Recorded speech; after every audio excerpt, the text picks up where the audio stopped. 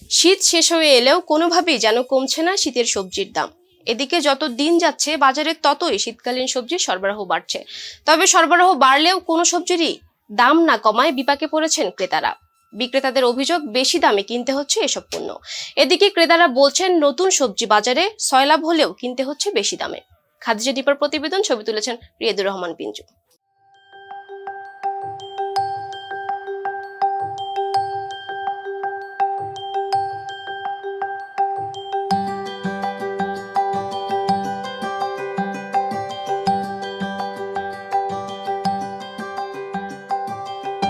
কলই শাক 60 টাকা কেজি, মেথি শাক 10 টাকা, লাউ শাক আপনার 40 টাকা আড়ি, 30 টাকা, লাল শাক 10, পালং শাক 10 টাকা আড়ি, ডাঁটা 20 টাকা আড়ি, তারপর আপনার ওই যে লাউ শাক 30 টাকা আড়ি। গত বছর তো অনেক দাম কমা ছিল, যেমন পাইকারি আসছিল 5 টাকা, 6 টাকা, 4 টাকা, আর এবার তো 8 টাকা 10 টাকা আড়ি এখনো পাইকারি।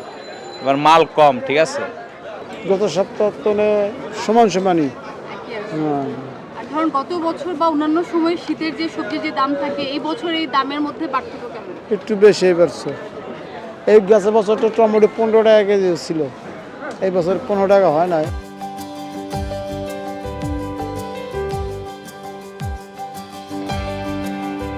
গত বছরের তুলনায় এই বছর পার কেজি মালেই 15-20 টাকা বেশি। আর এই পার্থক্যর কারণটাই হলো খরচ বেশি, পরিবহন খরচ বেশি, যেমন কৃষি খরচটাও বেশি, সব কিছু মিলে একটু বেশি, সব কিছুতেই বেশি, তাইলে বেশিতেই বিক্রি করতে হইব। অন্যান্য বছর তো এই বছর ফসলটাও একটু কম হয়েছে, লাস্ট সিজনে একটা বৃষ্টি হয়েছিল, ওই বৃষ্টিটার কারণে কিছু ফসলও কম হয়েছে। মানে সর্বক্ষেত্রেই তো শুধু বেশি বেশি বেশি, এই সব বেশি কিছু মিলাই আসলে সব কিছুই বেশি, মানে সবজির দামও বেশি। আমাদের আয়ের তুলনায় ব্যয়টা বেশি হয়ে যাচ্ছে, তা আমরা ওই ব্যয়ের লাগামটা ধরে রাখতে পারতেছি না। তো পাগলা ঘোড়ার মতো এটাকে টেনে রেখেও থাকা যাচ্ছে না।